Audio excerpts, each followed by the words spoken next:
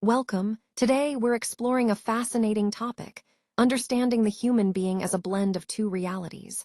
The sentient I, our conscious self, and the material body we inhabit. This session dives into how these two coexist, shaping who we are. Let's begin this journey together. We're starting with a key idea from universal human values, that a person isn't just a physical body. Instead, we're made up of two parts. The self, which is the conscious, aware I, and the body, which is the physical, material side.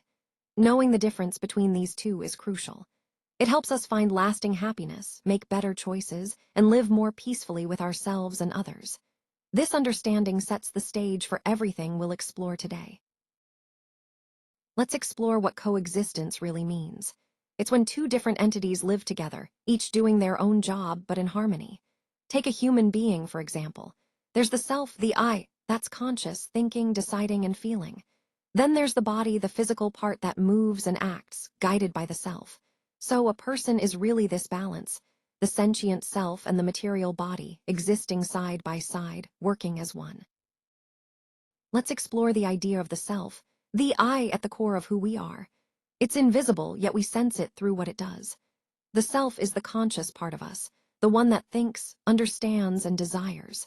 It's behind everything from expecting and deciding to feeling happiness and unhappiness. In this way, the self connects all our experiences, shaping how we live and perceive the world around us. Let's talk about the body. It's a physical structure built from biological and chemical elements. The body handles all kinds of physical activities: walking, eating, speaking, writing, sleeping, working. But here, the key: the body can't think or make decisions by itself. It's the part that acts, but it doesn't decide what to do. That happens somewhere else. When we think about what makes us human, we can break it down into two main parts: the self and the body. The self is that inner voice, the I that's sentient and conscious. It's where thinking, understanding, and decision-making happen. On the other hand, the body is our physical presence, the material part that moves, eats, sees, and hears. Together, these two sides form the complete human being, mind and body working as one. Let's take a closer look at the key differences between the self, what we call the I, and the body. The self is conscious, invisible, and permanent within the context we're exploring. It thinks, understands, and experiences happiness. The body, on the other hand, is material, visible, and temporary. It performs physical functions, feels sensations like pain and pleasure, and carries out the actions the self decides on. This distinction helps us understand how mind and body relate. Let's talk about the needs that go beyond the physical, the psychological and emotional ones. Things like respect, love, affection, right understanding, and harmony. These aren't things you can buy or hold. Because the self, that inner I, is different from the body, its needs are different too. The self is searching for happiness, peace, and trust. Understanding this distinction helps us see why fulfilling the body alone isn't enough to feel truly whole. Let's consider this example. Buying an expensive phone might give us a quick boost, a momentary satisfaction of the body's desires. But if there's no trust within the family, that happiness doesn't last. The deeper need of the self isn't about things. It's about meaningful relationships and a clear, right understanding of ourselves and others. Without that, true contentment remains out of reach. Our bodies have basic needs that keep us alive and well. We need food and water to fuel and hydrate ourselves. Air is essential. We can't survive without it. Clothing and shelter protect us from the elements. Medicine helps us heal when we're sick. Exercise keeps our muscles strong, and rest allows our bodies to recover. All of these are vital for maintaining good health. They're the foundation of our physical well-being. Here, we're looking at a comparison between what the self needs and what the body needs. On the left, the self craves things like happiness, trust, respect, love, peace, right understanding, and satisfaction. On the right, the body requires essentials like food, water, clothing, shelter, medicine, exercise, and rest. This table shows how our inner well-being and physical needs are closely connected. Both sides are vital for a balanced, healthy life. A common misconception is that simply adding more physical things will make us happier. We think that more money, a bigger house, a luxury car, or the latest gadgets will do the trick. Sure, these things can boost our comfort and convenience, but they don't guarantee happiness. This slide highlights that understanding, that happiness isn't something you can buy or build. It's deeper than just material gains. To truly thrive, the self needs a few key things: right understanding, good relationships, trust, and respect. These form the foundation of who we are and how we connect with others. At the same time, the body demands its own care: adequate physical facilities, proper attention, and a healthy lifestyle. Both sets of needs matter. When we meet them appropriately, we create balance, a harmony between mind and body that supports our overall well-being. Happiness is deeply connected to who we are, our sense of self. It's not something outside us, but something we cultivate from within. We find it through right understanding, by seeing things clearly; through right feelings, by nurturing positive emotions; through healthy relationships, which support and sustain us; and through ethical living, aligning our actions with our values.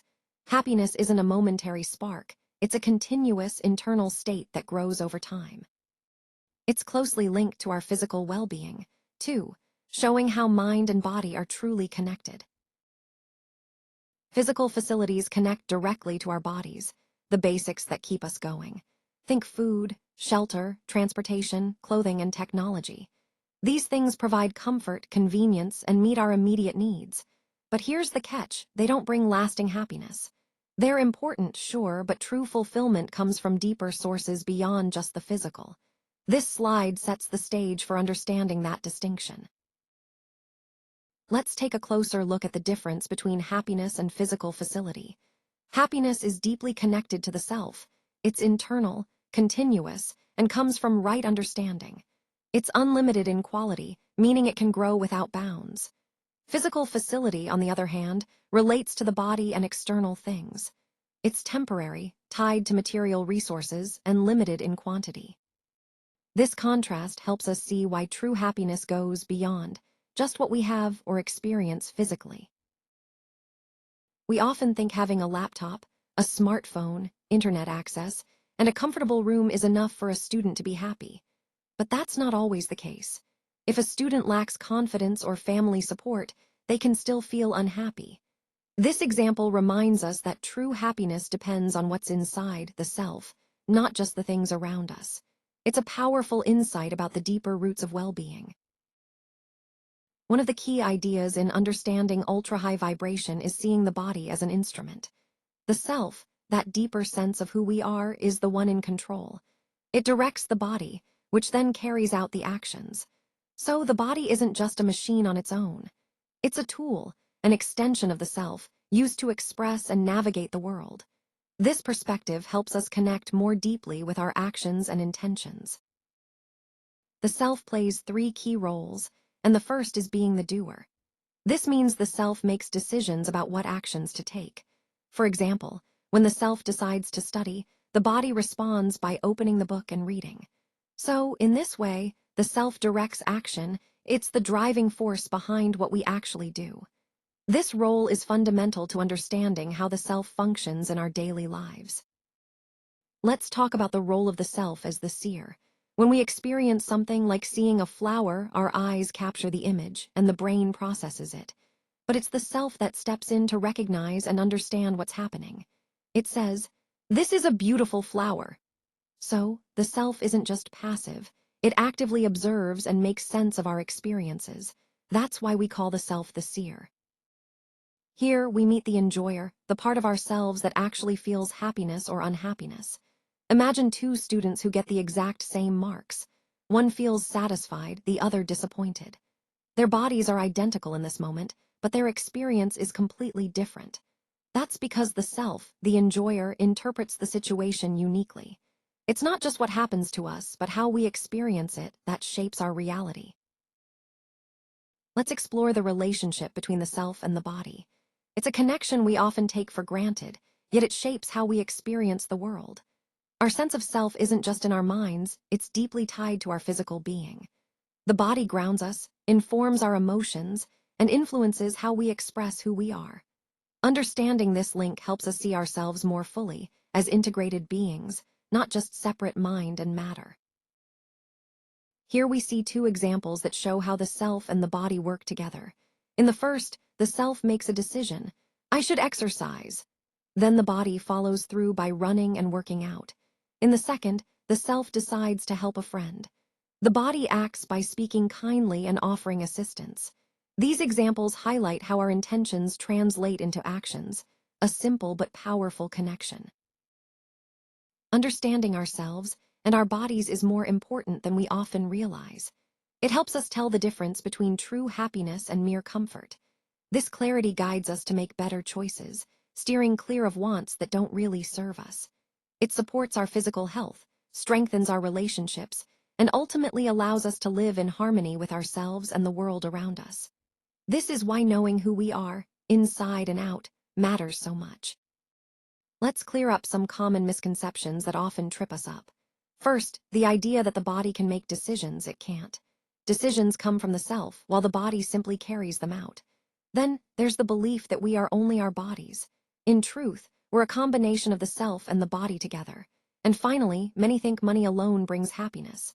Money helps with physical needs, but true happiness comes from understanding and healthy relationships.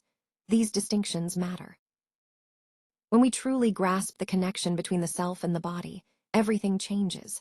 We learn to care for our bodies, but without clinging too tightly to material comforts. Emotional well-being becomes just as important as physical health. Our relationships grow stronger, built on trust, respect, and love. We start making choices that are ethical and responsible. And through this balance, we find a steady happiness that goes hand in hand with enough prosperity to live well. This is the benefit of right understanding. We're exploring a deep idea from universal human values, that each of us is made up of two parts, the self or the I, and the body. The self is where our thoughts, understanding, and happiness live.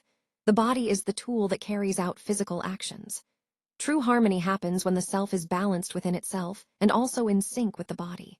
Today, we'll look at what this harmony means, how it relates to our health and needs, and the programs that support this balance. Let's explore what we mean by the self, or the I. This isn't something you can point to or see, it's the conscious part of who we are. It's the part that thinks, understands, and desires. It expects, selects, and decides. It's also the source of our feelings, happiness or unhappiness. So the self is best understood not by looking for it physically, but by observing what it does. These activities reveal its true nature.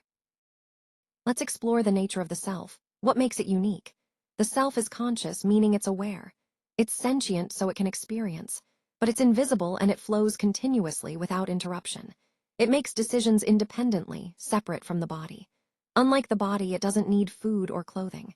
Instead, its true needs are happiness, trust, respect, love, and right understanding.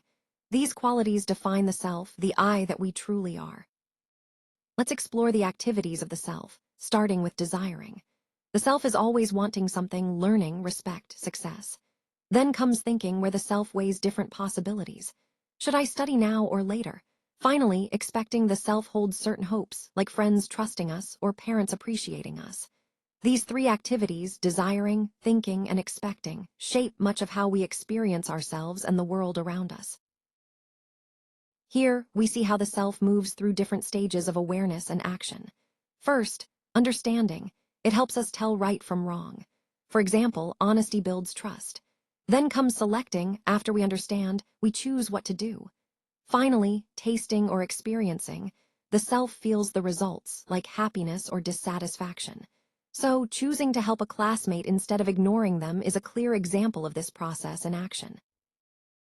Here, we see a summary of key activities that shape how we engage with the world around us. It starts with desiring, that initial spark of wanting something, like seeking knowledge. Then comes thinking, where we analyze options and plan our next steps. Expecting follows, as we look forward to certain results, maybe respect or recognition. Understanding means knowing what's right and making choices based on that. Selecting is about decision-making, often with others in mind. Finally, experiencing captures the feelings that come after, satisfaction, joy, or even disappointment. Together, these activities guide our actions and growth. Harmony in the self happens when everything we do is guided by right understanding. When we truly understand ourselves, our desires align with what's good. Our thoughts clear up, no longer clouded by confusion. Decisions become ethical, they reflect our deeper values. Actions follow, responsible and thoughtful. This harmony isn't just a momentary feeling, it leads to continuous happiness. It's about bringing all parts of I into balance so we live with clarity and purpose every day. When a person is in harmony with themselves, several qualities shine through. They have peace of mind, a calmness that steadies them in any situation. Self-confidence comes naturally, along with clarity in their thinking, so decisions feel clear and grounded. Emotional stability helps them navigate ups and downs without losing balance. They act responsibly, aware of their impact. And at the core, there's contentment, a deep sense of satisfaction with who they are. These are the signs of harmony in the self. When we don't have a clear understanding, it opens the door to a host of difficult emotions. Confusion takes hold, followed by stress and fear. Jealousy and anger can creep in, along with greed and frustration. These feelings don't just float around, they develop within us, inside the self. Without clarity, harmony slips away, leaving us unsettled and out of balance. This slide shows how vital understanding is to our inner peace. We're exploring the relationship between the self and the body, two parts that do very different things but need to work together smoothly. The self is the decision maker. It guides and controls. The body, on the other hand, carries out those decisions, performing all the physical actions. When the self leads the body well, harmony happens. This balance between who we are inside and how we act outside is what makes us whole. Let's dive into understanding that harmony. Let's talk about Saniyam, which means self-discipline or self-regulation. It's our ability to guide the body with the right understanding, to speak politely, manage emotions wisely, and avoid harmful habits.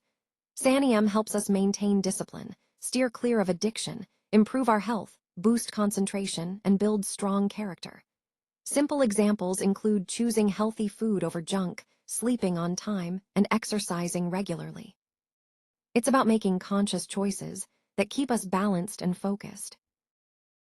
Health isn't just about the body working well on its own, it's about the body functioning properly under the guidance of the self. Good health depends on several key factors. We need proper nutrition to fuel our bodies. Regular exercise keeps us strong and flexible. Adequate rest allows us to recover. Cleanliness helps prevent illness. A balanced lifestyle keeps everything in harmony, and a positive mental attitude ties it all together. This is the essence of health, or swasthya. Let's explore the connection between Saniyam and health. Saniyam means self-discipline. It's about being guided by yourself, controlling your habits. When you practice Saniyam, you're directly influencing your physical well-being. This self-control helps maintain your body's functions, leading to a healthier lifestyle overall. In other words, Saniyam supports your body's efficiency and keeps you functioning at your best. It's a powerful relationship, showing how inner discipline shapes outer health. Let's talk about the basics our bodies truly need. Shelter, healthcare, exercise, and rest. These are essential, but limited. Our desires, on the other hand, can grow without bounds if we don't understand what's truly necessary. The body only requires a few key things: nutritious food, clean water, clothing, and a correct understanding of its physical needs. When we focus on these essentials, we create a foundation for well-being that's both simple and sustainable. When we think about the value of physical things, it's important to get our appraisal right. Facilities and resources should meet real needs and be used wisely, not become the center of our lives. Our sense of self should guide how we use what we have. But often, people believe that more money or luxury automatically means more happiness. That mindset can lead to stress, competition, overconsumption, and harm to the environment. It's a cycle we need to break. Let's take a moment to define prosperity. It's more than just having money or wealth. Prosperity is really about the feeling, the sense that you have more than enough physical resources to meet the needs of your body.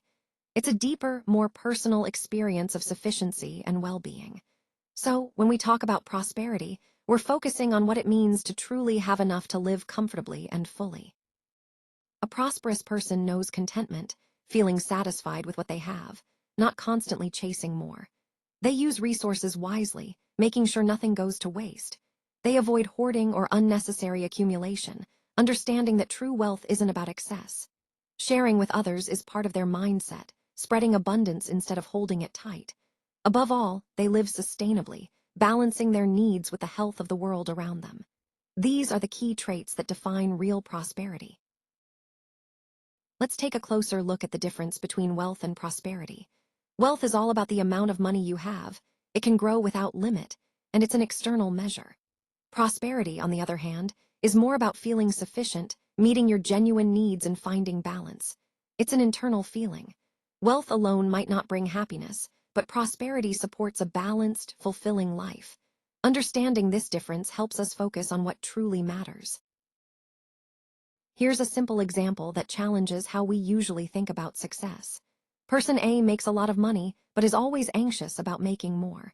Person B earns less, but keeps expenses in check and feels satisfied. According to the UHV framework, person B is actually more prosperous. Prosperity isn't just about how much you have, it's about feeling like what you have is enough. That feeling of sufficiency is what really counts. This slide highlights key practices for fostering self-control and well-being. We're encouraged to be honest and responsible, develop positive habits, and respect others. Managing our emotions effectively is just as important. The programs for Sannyam focus on daily self-exploration, building the right understanding, setting realistic goals, and maintaining self-discipline. Controlling unnecessary desires helps us stay balanced. Together, these steps create a solid foundation for lasting health and inner harmony. Taking care of our health means more than just one thing. It's a combination of habits that support our body and mind. We start with personal hygiene, keeping clean and surrounding ourselves with a tidy environment. Mental well-being matters too, practicing mindfulness, nurturing positive relationships, and managing stress. Avoiding harmful habits like smoking, excessive drinking, or too much screen time is key. Then, there's a balanced diet, regular exercise, and getting enough rest. Together, these programs build a foundation for lasting health. As we wrap up, let's remember the wide-reaching benefits of Sannyam and health. On an individual level, they boost focus, fitness, and confidence. Families enjoy stronger bonds and trust. Communities see less conflict and healthier lives. And at the environment level, we promote responsible use and less waste. It all connects for the better.